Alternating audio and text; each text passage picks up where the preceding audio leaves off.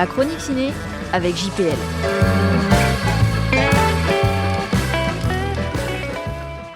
La zone d'intérêt. La banalité du mal en son jardin.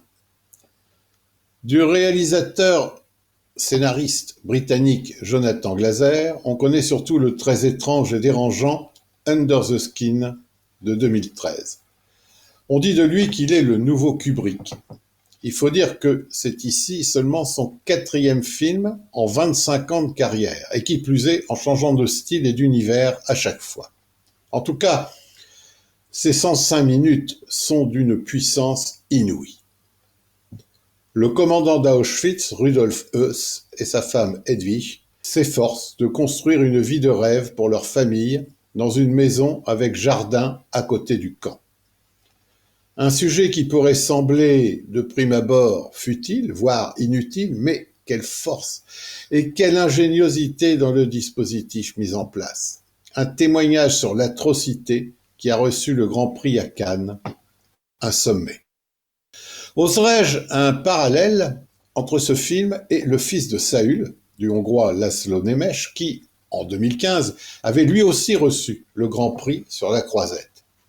Ce film éprouvant nous enfermer dans les murs d'Auschwitz sur l'épaule d'un des détenus, témoin de la pire horreur perpétrée par l'homme. Ici, tout se passe en off. La bande-son, à ce titre, est d'une importance cruciale et crée le décalage entre ce qu'on nous montre, la douce vie quotidienne de la famille du chef du camp d'extermination, et ce qu'on entend, qui se passe derrière les murs qui jouxtent la propriété. D'ailleurs, le terme de zone d'intérêt était utilisé par les nazis eux-mêmes pour désigner la solution finale. La cartographie mise en place du terrain géographique et psychique de la zone et de ses habitants est d'une précision glaçante et crée la coexistence tragique entre deux extrêmes. Pour parfaire le réalisme de ce film, le tournage a eu lieu à Auschwitz, dans une maison jumelle de celle de Höss, située à 200 mètres de la demeure historique. On y a reconstitué avec la plus grande minutie le jardin qui l'entoure, le choix d'utiliser des objectifs grand angle et des cadres géométriquement centrés au tout ce qui ressemblerait à de la beauté. C'est là aussi une opposition totale avec le film de Nemes, qui n'utilisait qu'une caméra à l'épaule avec les focales les plus courtes et sans cesse en mouvement.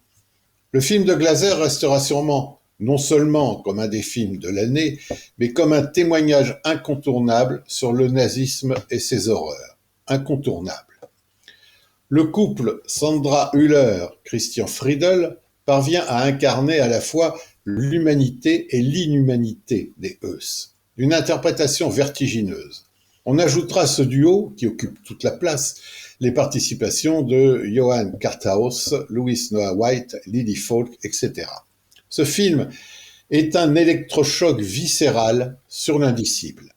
Glazer aura mis 9 ans pour filmer ce chef-d'œuvre qui reprend à son compte la théorie d'Hannah Arendt sur la banalité du mal absolu. 105 minutes éprouvantes, inconfortables, qui convoquent notre mémoire collective.